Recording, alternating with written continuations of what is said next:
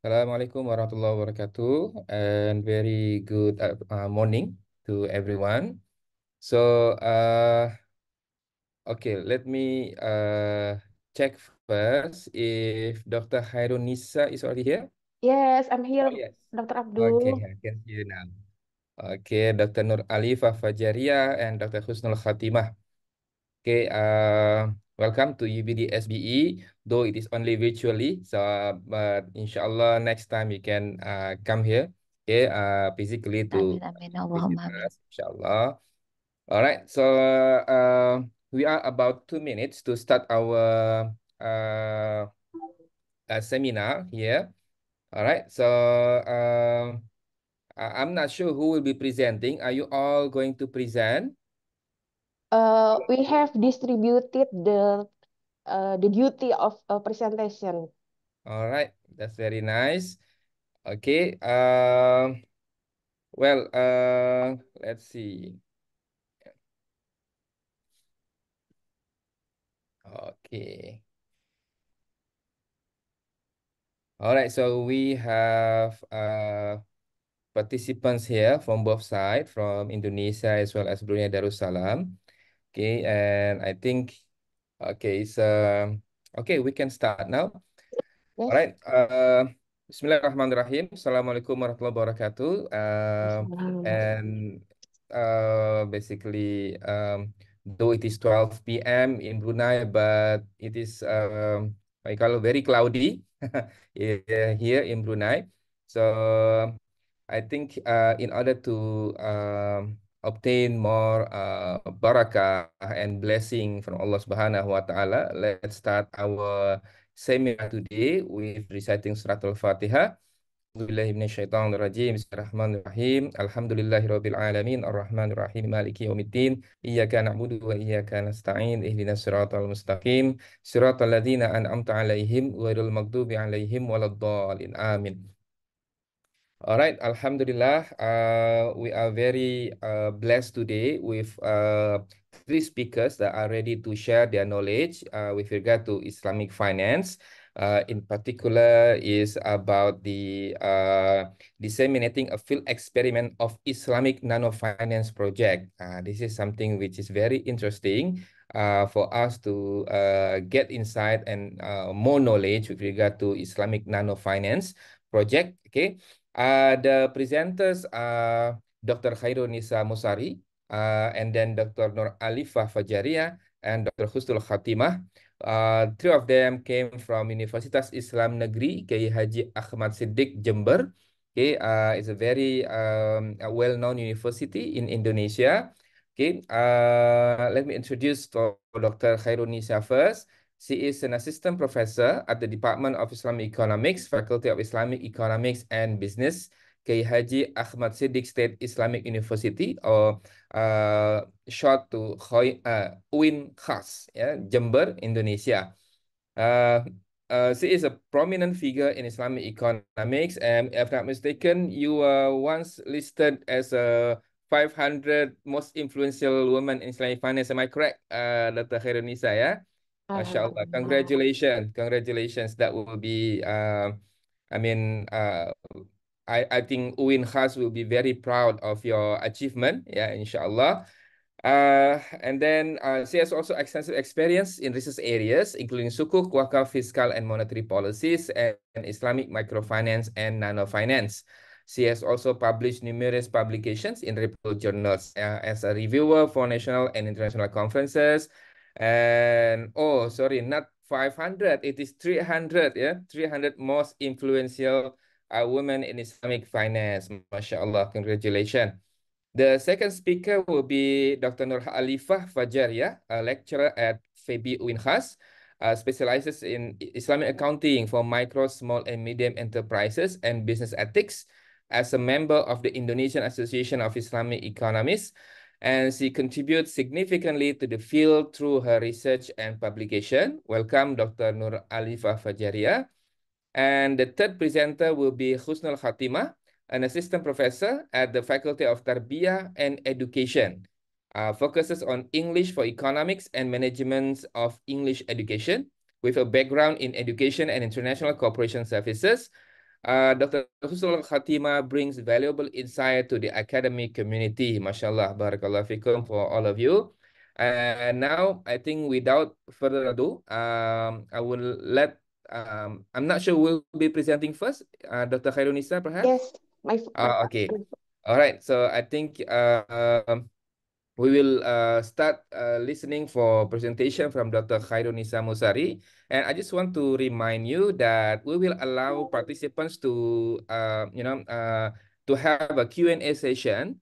So I think if possible, all presentation can finish maximum in 45 minutes. So each of you can present like 15 minutes.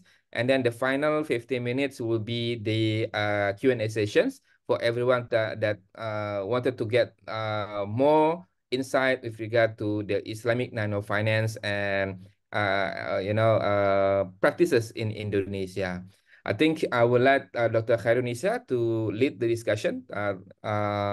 Tafadhali, Dr. Khairunisa. Yeah, thank you, Dr. Abdul. I will share the screen.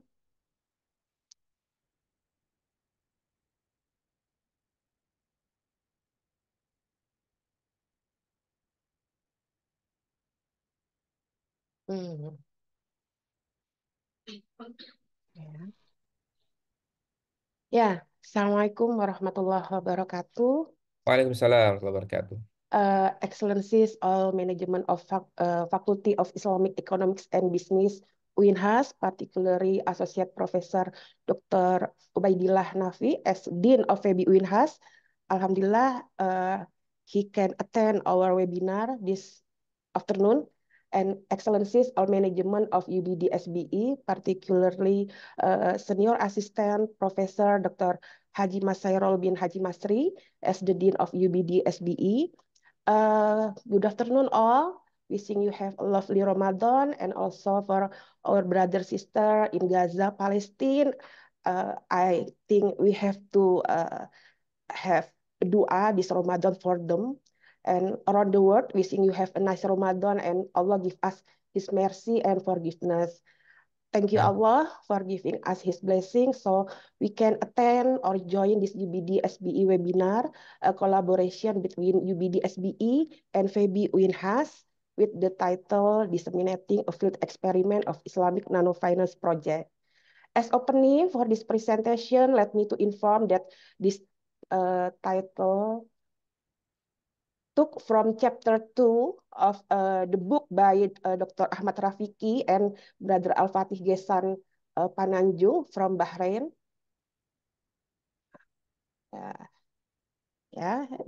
We took the title of webinar from this chapter, and this is the book from Dr. Rafiki and Brother Al-Fatih. This is about us. Dr. Abdul have delivered, have introduced about me and Sister Alifa and Sister Husnul. This is our agenda. I will deliver the introduction. Then Sister Husnul will deliver the research method, and Sister Alifa the result and discussion. Okay, this is our agenda.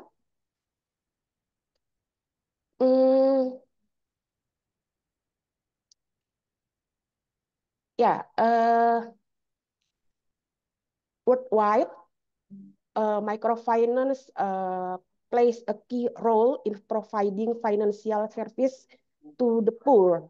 Microfinance helps mitigate vulnerability such as sickness, natural disaster, and develops enterprises. Microfinance plays an important role in the development of the country and in alleviating poverty. According to the Microcredit Summit, microfinance actually is programs extend small loans to very poor for self-employment projects. I highlight the very poor, not poor, very poor, in the terminology of the Microcredit Summit. And in Indonesia, businesses are classified into categories of micro, small, medium enterprises as well as large enterprises. And under Article 35 of Government Regulation number 7 2021, we can see the criteria of MSME's classification in Indonesia. This is the latest criteria currently in effect, uh, based on their business capital, excluding land and business buildings and sales annual. Yeah, this is the criteria of MSMEs. The latest criteria in Indonesia we call Undang-Undang Cipta Kerja. Ya, under the undang-undang, the Act of Cipta Kerja, we refer to this government regulation number 7. Yeah, referring to this regulation, government regulation, the lowest business group in Indonesia's economic pyramid structure is micro enterprises. In the field, many economic activities for which the value of business capital and annual sales under the criteria of the micro enterprises. Most of the uh, economic activities, yeah, under this criteria, yeah. And most banks in Indonesia, I think most of us know about it, not accommodated people or businesses with conditions under the micro enterprises criteria. The classification of credit or financing in Indonesian bank just categorized into MSMEs, but yeah, their microfinance in the banks, in fact, doesn't cover the very poor, the ultra poor, ultra micro, super micro, yeah, which consists the very low income and very micro enterprises.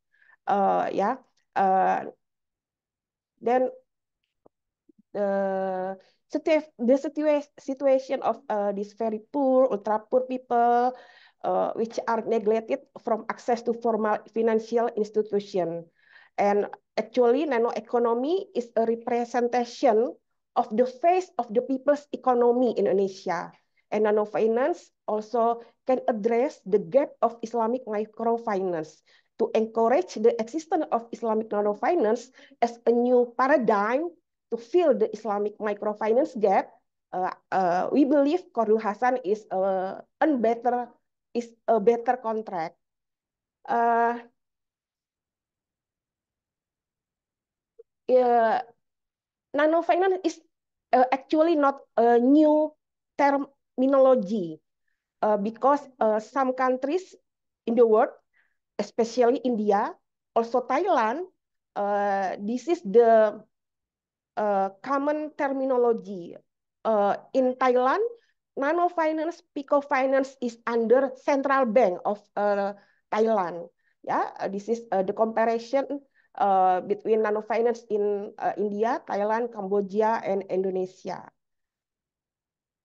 Uh, yeah, this is like I said before, understanding the financial behavior of communities, which categorized as a super poor, or ultra poor, or ultra micro society. Uh, by managing the Qardul Hasan, we would like to know about the profile of this society, and through this field experiment, we would like to show the result of this research to stakeholders, particularly to policymakers and Islamic micro industries, to come up with financing schemes according to the financial behavior of these communities. Okay, the next agenda, Sister Husnul will uh, deliver the research method. Please, Sister Husnul. Bismillahirrahmanirrahim. Assalamualaikum warahmatullahi wabarakatuh. Okay. Good afternoon, the Honorable the Dean of Faculty of Islamic Economic and Business, UIN K. Haji Ahmad Siddiq Jember, and the management.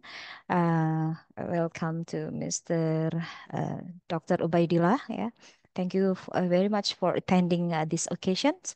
And the Honorable, the Dean of School of Business and Economic University Brunei Darussalam, yeah, Dr. Masairul bin Haji, and also the chair of this event, Professor Muhammad Abduh, and also my beloved colleagues, Ibu Dr. Khairunisa, and also Ibu Nur Alifah, and also all the audiences in this webinar. Thank you very much for the opportunity given for me to share our experience on Islamic Nano Finance project entitled Understanding the Behavior of the Ultra Micro Society through Qaulul Hasan Financing in Indonesia. And in this occasion, I would like to deliver in part of the research method. Yeah. This research was conducted by using qualitative approach with field experiments in Situbondo, East Java province. Uh, One reason why we choose Situbondo as the experimental locations because the micro, small, medium enterprises, or we are familiar with UMKM, yeah. In English, we call SMES, yeah. In this regency, could be accessed by our team easily. And then, moreover, to get it easier to get information. So this experiment should find close relationship between borrowers and the Rumah Qaulul Hasan operator as the research team. And this case, Ms. Nur Alifah was the operator. Yeah. And the purpose of this field experiment is to find the characteristics, yeah, of borrower as representative of nano enterprises and ultra micro communities. Yeah, the reason why assessing nano finance, interviewing them to know their mindset regarding debt, yeah, and then their ability to pay the soft loan, etc. Further, yeah, in order to establish the validity of the number of findings in the field, we also confirm by interviewing a practitioner of Islamic Bank, practitioner of Islamic Bank. In this case, we involve Mr. Haru. Yeah, I don't know whether he is here with us or not. I hope he is with us. Yeah. And we have conducted this research for about 8 months. Yeah, for about 8 months. And by understanding the behavior of nano finance borrowers, we hope that the result of this research become input for stakeholders, particularly to policymaker and also Islamic micro industries, to bring about with financing schemes fits with the financial behavior of communities. Yeah. We just categorize as excluded. We know there are some characteristics of borrowers, yeah. Excluded, underserved, and underbanked, but bottom of pyramid, and also ultra poor in managing the borrowing fund. Yeah. I think that's all from me. Talking about the research method, yeah, we did some interview with the borrowers, yeah, the characteristic of the borrowers, and will be discussed and will be delivered by Ms. Nur Alifah. Thank you very much. Okay. Assalamualaikum warahmatullahi wabarakatuh. Waalaikumsalam warahmatullahi wabarakatuh. Okay, thank you, Sister Husnul and Sister Nisa. Now I want to continue the topic. The third agenda is the result and discussion. Before I want to say hello to our Dean of FEBI Winhas Jember, Mr. Ubaidillah Nafi. Thank you for coming, sir. And the Dean of UBD SBE and the team and the chair of our webinar, Dr. Abduh, and all of participants of the webinar. Thank you for coming to our webinar. Okay, continuing the topic, because the capacity of business micro is filling by poor people, then in the short, we try to more deep about them with RQH, who was established by Hairuni Samusari as a financier and me as operator of RQH atau Rumah Kordul Hasan. The characteristic of Kordul Hasan borrower, such they having no steady business like a street vendors, coolie, farmer, freelance, vegetable peddler, and many more. Whereas the average income of them get vary and most under the regional minimum wages or UMR. From the characteristic, we can divide it the factor of borrower to get more fund in RQH. The factor is divided by internal and external factor. For the internal factor, we have 5 factors. The first factor is emergency and daily needs.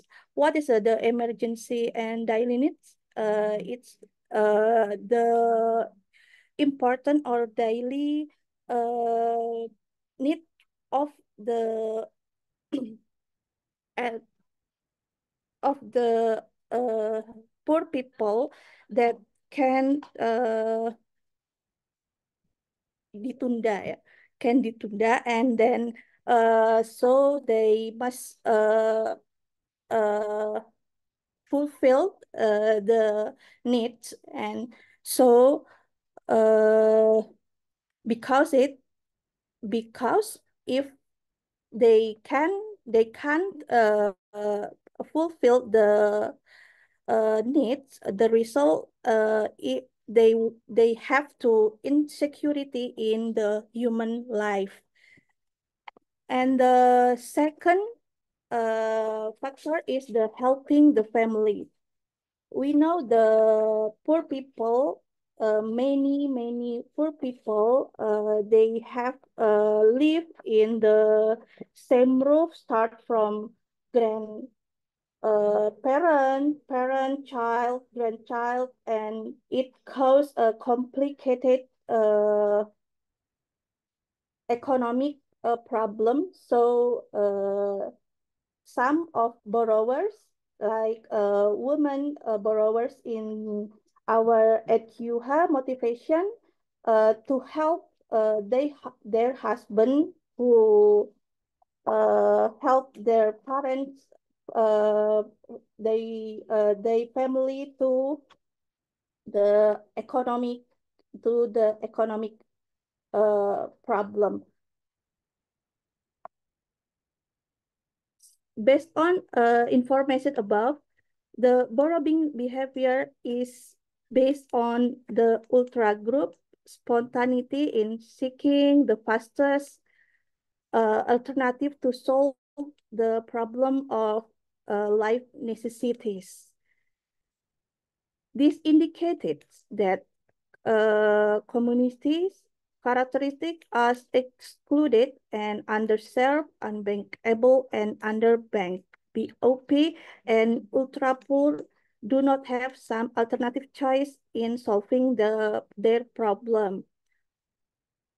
The third factor is capital need. A factor of that also influencing borrowing, also influence the borrowing behavior is need for capital to open their business and to increase the capital. But without any capability and any knowledge, they can increase their business. So the capital business is a problem for the micro society. And number 4 is lifestyle. For the some case, many of them misguided of, oh sorry, it's still in capital need. Yeah, it's still in capital need. Sometimes, in some many case, many of them misguided of broken promise of oknum that promise some return, big return if they deposit some money, so they lose the capital and they can't do business anymore. So they went to RQH to borrow some money for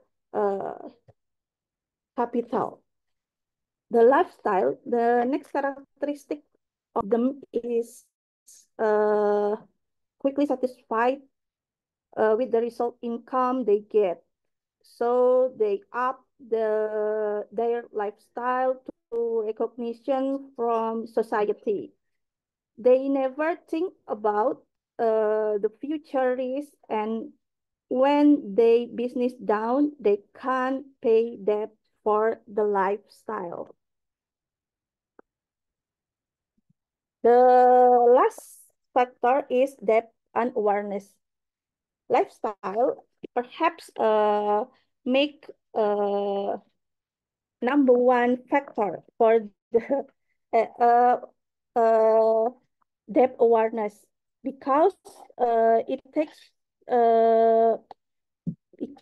if it takes for many time, they prefer to fulfill the lifestyle cost than they pay the debt. This increase an easygoing character for some toward to obligation to repay the loan, like that. It is behavior by internal factor. And for the external factor, we have the first factor is culture cost. Culture cost is in line with the social donation in the form of financial and reciprocal, and has social sanction in the form of negative image. The shift in cultural meanings and value raises demand from the necessities of life that higher than their financial capabilities. This field experiment also found the similar as borrower like Mrs. Sen, if uh, they she talked about the need increase to the capital, because she already has have been married her kid, and so she must give more change as the return for the society. And the second is financial management. They can for the poor or for the nano. Sister Alifa, we have 4 minutes until 30 minutes. And please, you can finish your presentation. We can go to Mbak Husnul. Oh, okay. Okay, never mind. Okay, thank you, Mbak Nisa. And I deliver to Mbak Husnul to agenda conclusion. Okay, thank you for the explanation about the result and also the analysis of the research, yeah, understanding behavior of um, I'm sorry, I got a bit cough today. understanding the behavior of Qardul Hasan borrowers in entrepreneurship. Yeah, this is an interesting topic, yeah, to discuss today. And after seeing the explanation from Mbak Alifah and also Mbak Khairunisa Musari, yeah, if I may conclude that nanofinance is another concept of microfinance, yeah, in order to address the inclusion problem, which do not treat the people who are categorized as underserved and underbank and bottom of pyramid and all trouble in managing borrowing fund, and also some characteristic of the borrowers of the nanofinance borrowers: no steady income and also no financial history and no collateral. So we do hope that from this, yeah, from these community groups, yeah,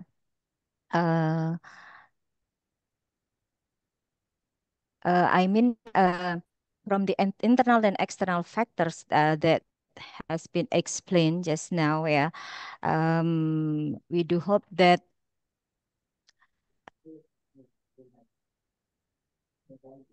this study or this research will recommend for nanofinance program in the future that to be facilitated by the assistance both to improve financial literacy and skill, and also we do hope that the government and also the stakeholders uh, can also implementing nanofinance. Yeah.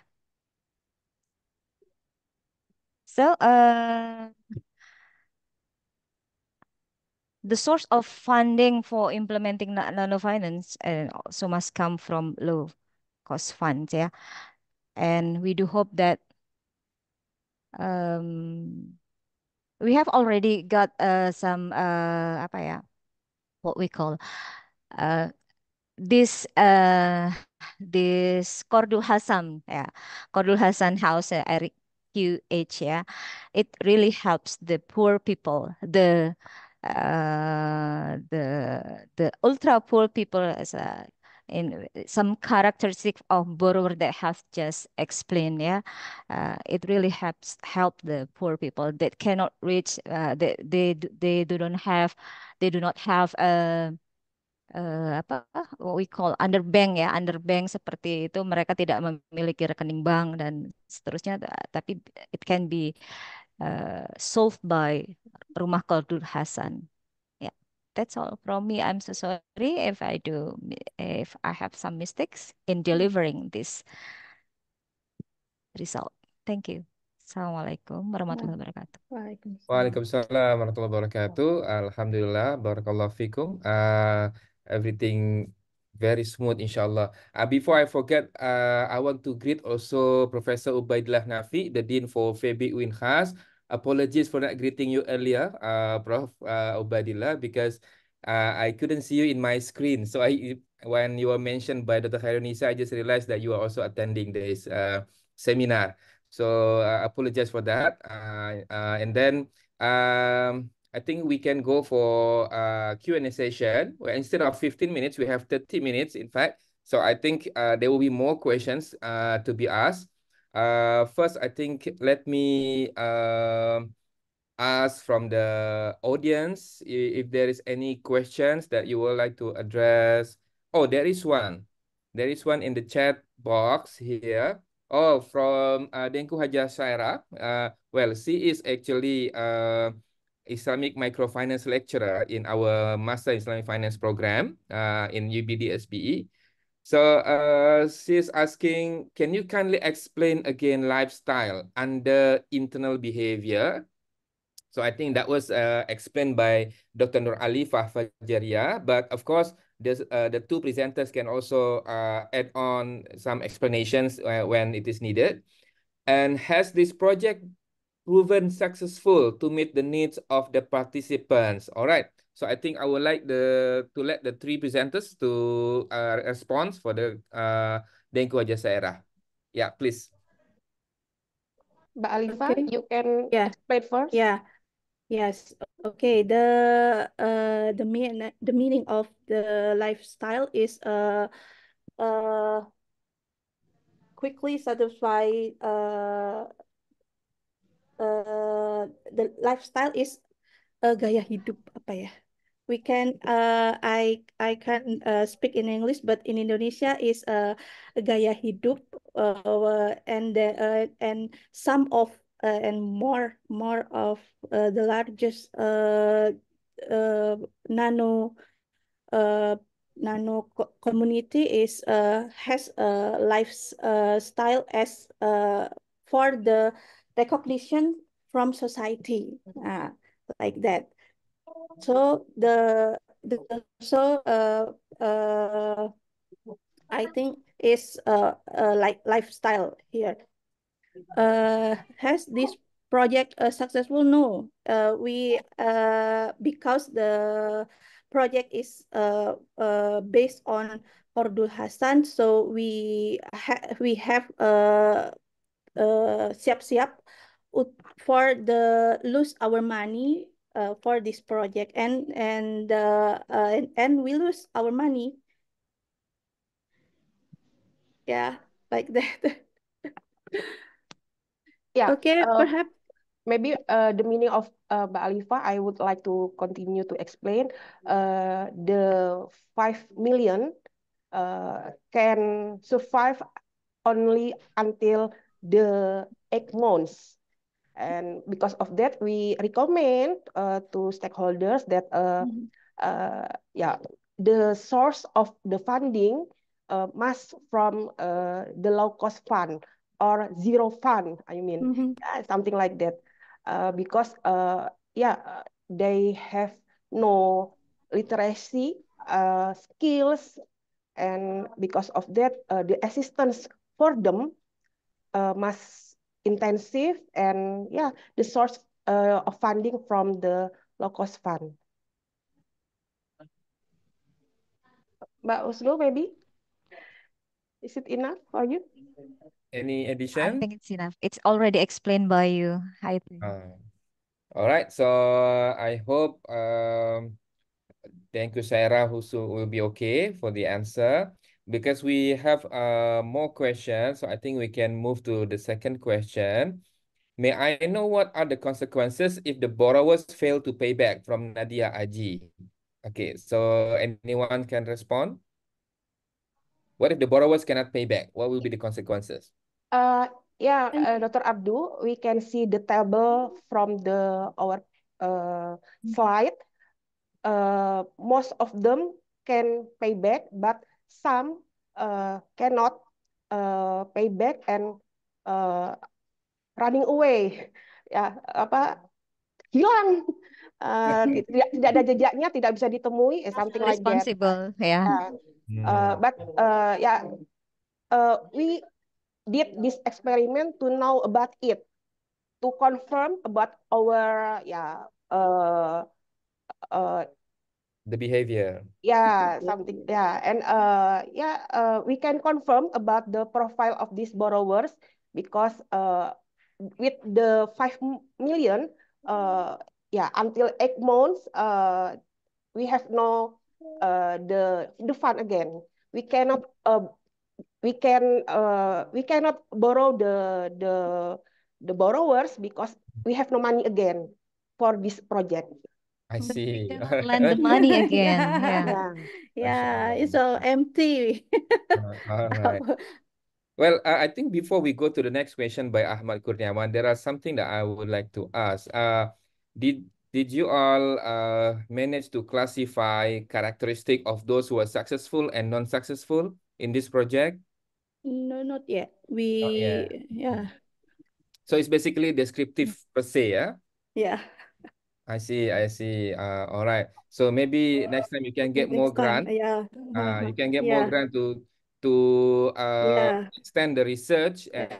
and it would be interesting that if you can categorize them, maybe can use simple binary logistic to find out what kind of characteristic that, those who are successful and not successful, so like 1-0, 1-0, will be interesting. Inshallah, Wow. inshallah. And maybe I'm willing to join that kind of research if you have the chance to Uh, get the fund. but Dr. Abdul, maybe Yeah, yeah. I would like to share my experience also outside from Oh this yeah. project. I think I have good Okay. experience to successful of the borrowers. She is the housewife, and through my borrowing fund, she can build the business to garment, jualan baju Mhm. from the PKK same like Dasawisma PKK itu apa ya?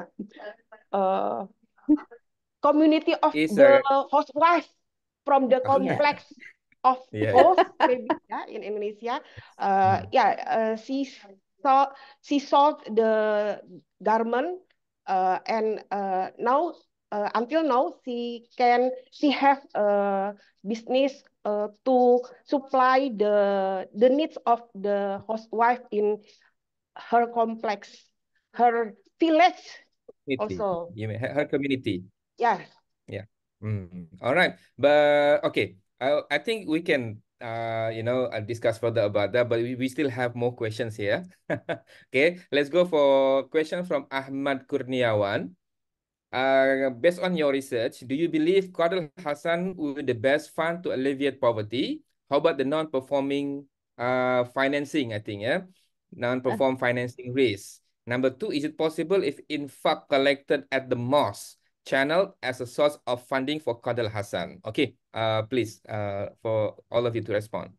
I think the question number one is already answered by Sister Hairunisa Musari in about NPF and about NPF. And the second question is it possible to collect in fact collected in the mass At the most, are okay. at the mosque are channeled as a source of funding for Qadr Hassan. I think like that. Perhaps Mrs. Husnul or Mbak Nisa can. Ya, Mbak Alifa, ya Mas Kurniawan, Mas Zulfa, Ahmad Kurniawan Zulfa, ya, yes, we believe Qadr Hassan is a better contract for helping the ultra micro society. We cannot, riba and also profit loss sharing because, maybe di atasnya ultra micro MSME is okay maybe to use the another contract from Qadr Hassan, but for the ultra micro, I think we believe that Qadr Hassan is a better contract. And yes, very high risk, yeah, non-performing financing risk, yes, very high. Because of that, we recommend to use the low-cost fund or zero fund, yeah, to source of funding. And is it possible of infaq? Yes, absolutely. Yeah. All right. Thank you for responding it. I have another one question from Professor Sazali Zainal Abidin. He is our program leader in our faculty here for accounting and finance. So he is asking, what is your opinion on the role of Zakat and Baitul Mal institution in poverty eradication, because of many of them only focusing on collection rather than distributions? And this doesn't help in poverty eradication. Okay, please, you can respond. Mbak Alifa, maybe you can explain first because I would like to share the slide for the participant. Oh no. The role of Oh, zakat many of Yeah. about the yes, poverty eradication. I can give more answer to the Mr. Zazali because it is because saya masih awam in this for the zakat and baitul mal institution. So I deliver to Mrs. Airuni Samusari perhaps to answer. Yeah, Mbak Alifa. Thank you for the question, Brother Sazali Zeno Abidin. I'm familiar with the picture. Maybe we are friend in LinkedIn, maybe, yeah. But I'm familiar with the the face. Yes. Personally, I believe that zakat and Baitul Mal institution uh, can play a role in poverty eradication, and uh, Basnas right now also try to make productive zakat for help the to poverty eradication. In Algeria,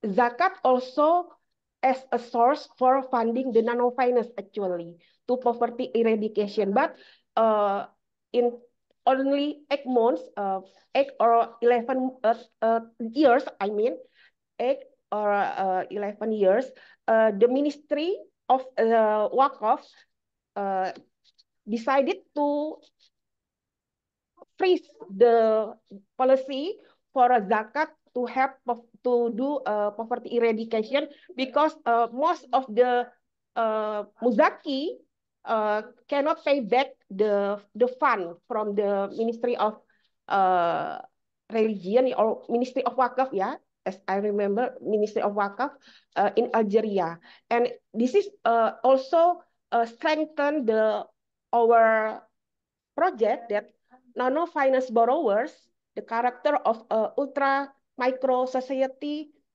is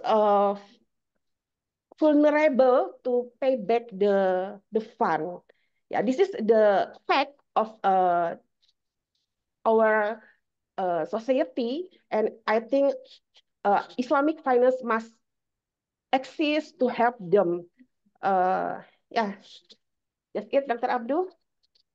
Thank you, Dr. Khairunisa.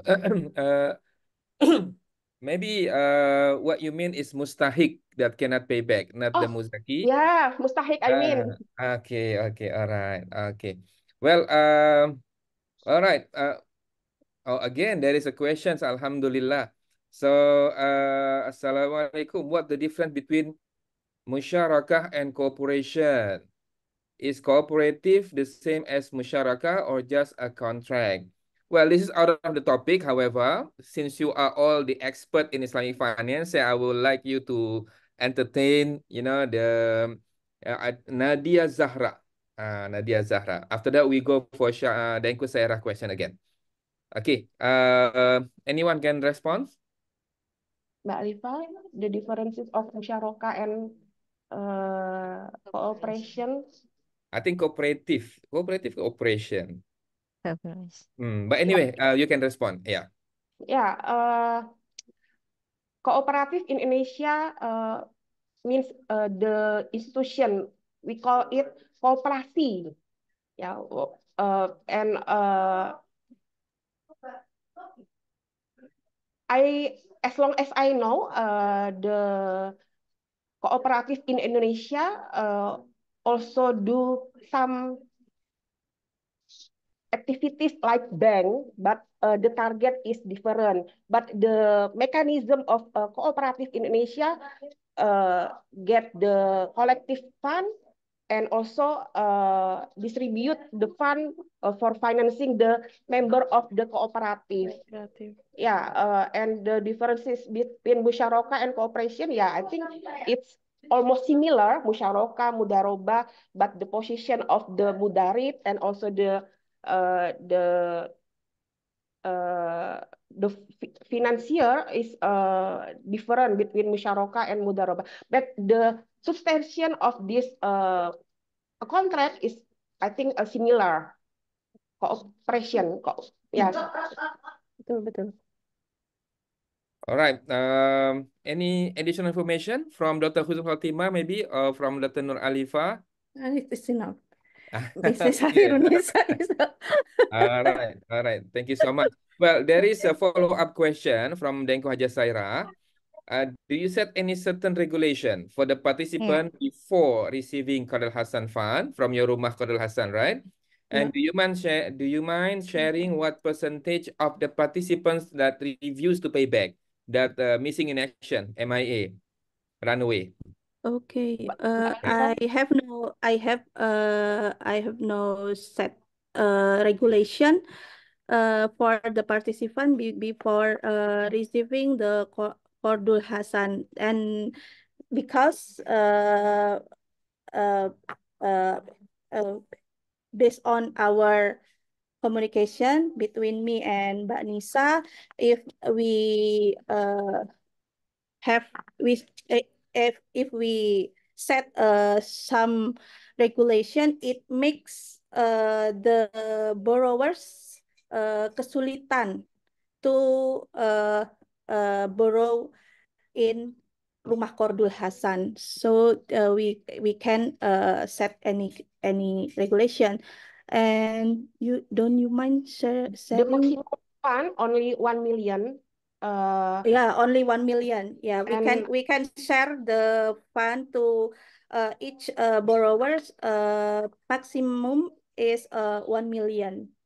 if the fund is Have good no fund yeah. in Uh, our cash, yeah, we cannot to borrow them. But if there were some borrowers give payback, yeah, we can distribute again the fund to mhm, another borrowers. mhm. All right. So for the second questions is, um, from all the recipients of the fund, how many of them, maybe in percentage only, how many of them that they don't pay back? Mbak Lisa. Maybe from How 100, many? 5 of them don't pay back. How many, like, how much? How many percent? 90%, yeah, Mbak Nisa.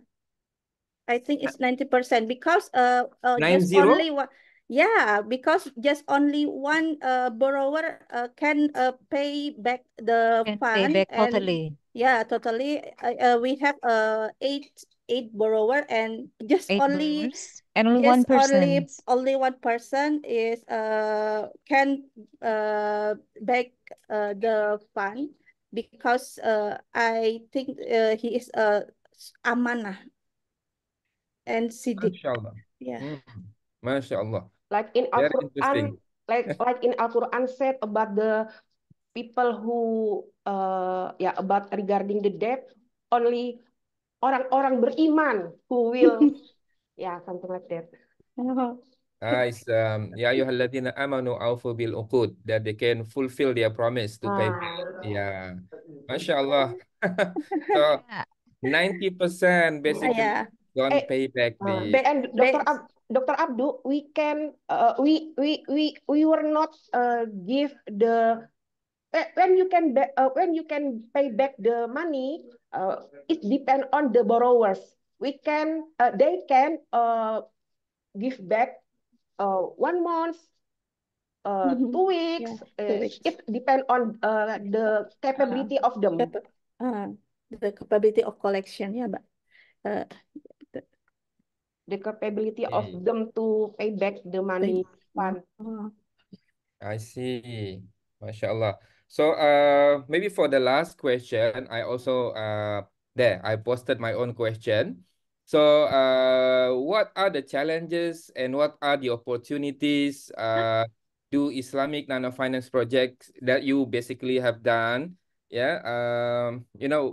If you can share what are the challenges and what will oh, be the opportunity in the future of this? it's many. Challenges. So many Yeah. challenges, I guess. Yeah, Um, if you could share some. Yeah, Dr. Abdul, many challenges and opportunities for Islamic finance, particularly Islamic nano finance, to exist, to present this institution to ultra micro society. We have Baitul Mal institutions in Indonesia. We call it Basnas or Lembaga Amil Zakat, Lasda, Lasnas. Maybe in Brunei we call it Baitul Mal institution, but in our experience, they also not always exist to help the ultra micro society. Also, microfinance institution, Islamic microfinance institution, not always exist. Not always exist for helping them. This is the responsibility of us as Muslim to to help them, because if we can solve the problem of this ultra micro society, it means also we solve the Muslim problems in Indonesia. Because I think we know that the most population in Indonesia is Muslim, and this is the challenges maybe for Islamic finance to exist, to present itself in this society. And the opportunities, Qardul Hasan, we have many contracts and we can use them in line with the problem. I think musyarakah, mudarabah is not better contract for ultra micro society, and Qardul Hasan is a better contract for them. And I think this is the opportunity for Islamic finance to present itself to this society. Right, mashallah. Mashallah, it's very what you call insightful presentations from all of you. Since you are reaching towards the end of the presentation, perhaps if any of you from each presenters want to say something, or if not, then I would like perhaps Professor Ubaidillah from the Dean of FEBI wants to say something with regard to your staff here maybe or of the topics. Silahkan Prof. Tafadhal masykuran. Monggo Pak Ubed, we would like to listen your speech maybe. Cukup Bu, nggak usah Bu. Thank you Muhammad Profesor Muhammad Abdu. Oke, I terima kasih think Pak this Prof. discussion is very interesting Yeah, to be following in other discussion other discuss in anytime in anytime. Insyaallah. Syukran Muhammad Abdu. Sama-sama Prof. Afwan, insyaAllah. Well, thank you very much, Professor Ubaidillah, the Dean of FEBI UINHAS. And from presenters, do you have anything that you would like to say as a closing statement, perhaps? For me first. Yeah, Mbak Arifah, please. the I'm operator sorry. of Qardul Hasan. Okay. I conclude that I can conclude the success and the fail the borrower to pay back the money from the Rumah Qardul Hasan is causes two factors. Pertama, they really have niat to get back the money, and the second is apa ya tanggung jawab, responsibilities to The responsibility obligation to pay back the money. to pay back the money. I think it is for me to the discussion. All right. Next, perhaps, from Dr. Husnul Khatimah, perhaps? Yeah, I guess we learn a lot about sincerity, generosity in in Rumah Qardul Hasan. In fact, the money which has returned back only 10%. Yeah, so only 1% by giving a soft loan ya, pinjaman yang lunak. Itu hanya seperti itu. Jadi kita harus banyak. We have to uh, learn about Explain. more about Yes. sincerity, generosity, and to the poor people. And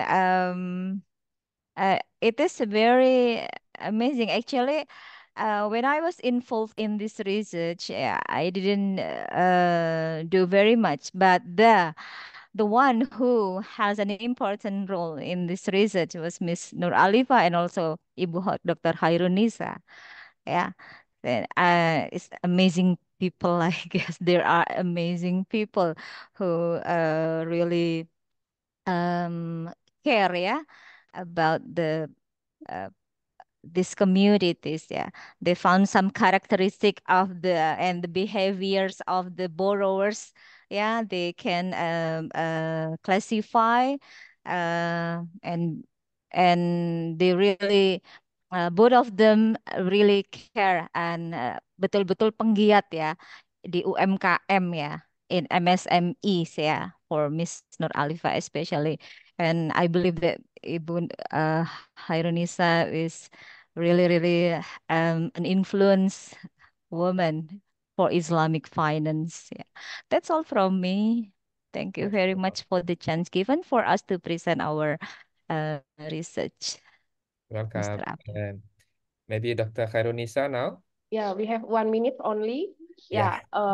For those of us who are active today and studying Islamic economics and finance, hopefully we will be able to become mujahid-mujahidah of Islamic economics and finance. We have more responsibility to spread this knowledge, this discipline, and maybe we don't enjoy the fruits of our activities today, but we have to believe this is our wakaf for the Jannah, insyaAllah. Just it, Dr. Abdul. MashaAllah. Thank you so much, and Barakallahu Fikum for all the presenters and also for all the audience.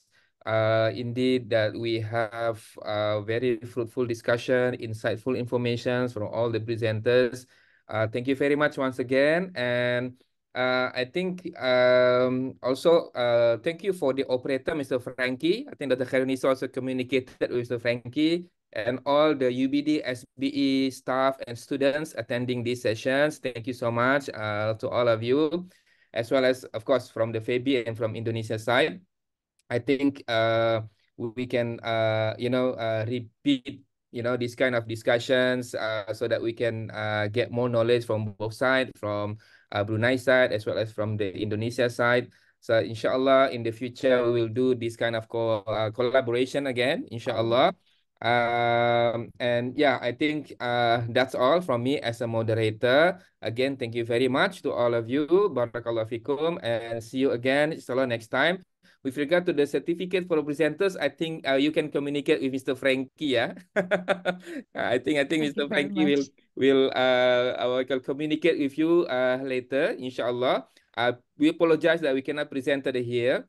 But inshallah it will be discussed further with Mr. Frankie. Thank you very much. Assalamualaikum warahmatullahi wabarakatuh. And good Waalaikumsalam afternoon to all of you. Warahmatullahi Ramadan. wabarakatuh. Assalamualaikum warahmatullahi wabarakatuh. Thank you.